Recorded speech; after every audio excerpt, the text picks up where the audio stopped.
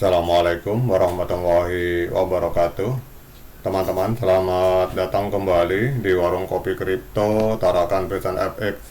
Sebelumnya saya ucapkan terima kasih pada teman-teman yang sampai hari ini masih setia menemani nongkrong sambil ngopi di Warung Kopi Kripto Tarakan Pesan FX. Oke teman-teman, seperti biasa sebelum kita berbicara tentang dunia kripto, mari hari ini kita berdoa bersama-sama, memohon kepada Allah agar kita semua senantiasa diberikan nikmat berupa kesehatan dan juga diberikan keberkahan dalam setiap rezeki yang kita terima pada hari ini.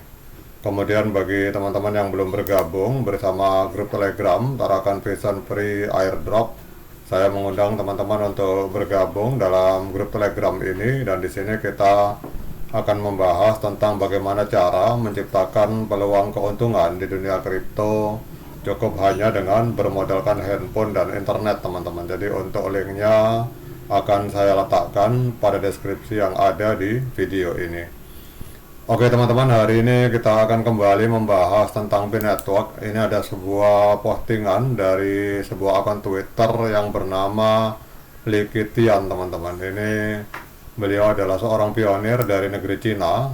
Dia postingannya ini dituliskan dalam bahasa Mandarin, kemudian kita terjemahkan ke bahasa Inggris. Nanti saya akan langsung bahas ke bahasa Indonesia, teman-teman. Jadi kalau kita lihat di sini, dikatakan bahwa Binetwork itu pasti akan meluncurkan mainnet pada akhir tahun lalu, tetapi hasilnya bertolak belakang dengan harapan.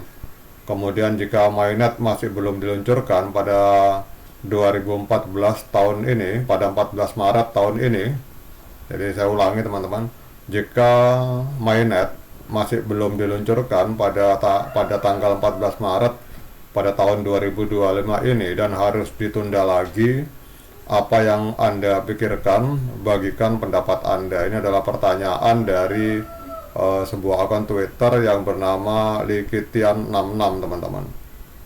Jadi kita akan membahas soal ini. Kita tahu bahwa Binetwork adalah sebuah proyek cryptocurrency yang telah menarik perhatian banyak orang sejak diluncurkan pada tahun 2019, dan proyek ini menjanjikan cara baru untuk menambang cryptocurrency melalui ponsel tanpa memerlukan perangkat keras yang mahal atau konsumsi energi yang besar, teman-teman.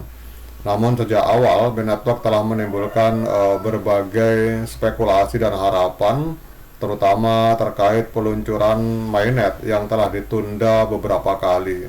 Jadi informasi bahwa Binetwork diharapkan meluncurkan open mainnet pada akhir tahun lalu tetapi ternyata tidak terwujud, menimbulkan pertanyaan besar tentang masa depan dari proyek ini, teman-teman.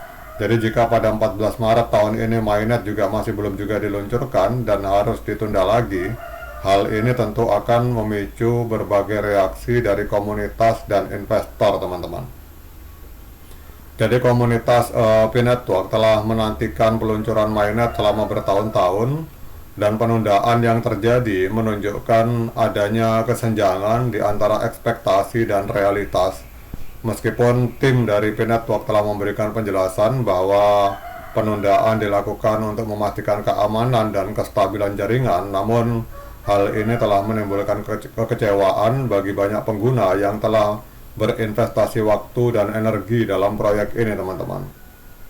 Kemudian peluncuran mainnet itu bukanlah sebuah proses yang sederhana, jadi dibutuhkan pengujian yang ketat dan perbaikan bug serta optimasi jaringan untuk memastikan bahwa sistem dapat berjalan dengan lancar. Jadi jika Binetwork memutuskan untuk menunda lagi, kemungkinan besar hal ini disebabkan oleh faktor teknis yang belum sepenuhnya siap.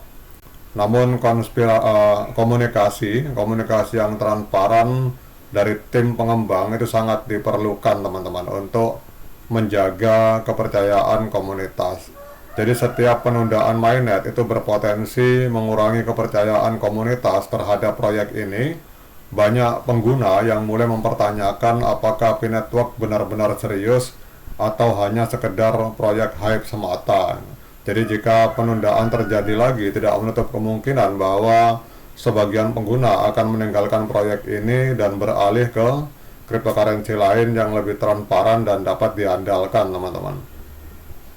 Jadi kalau kita melihat di sini, maka tanggapan terhadap kemungkinan penundaan, sebagian pionir mungkin memilih untuk bersabar dan menunggu, mengingat bahwa pengembangan teknologi blockchain membutuhkan waktu dan ketelitian.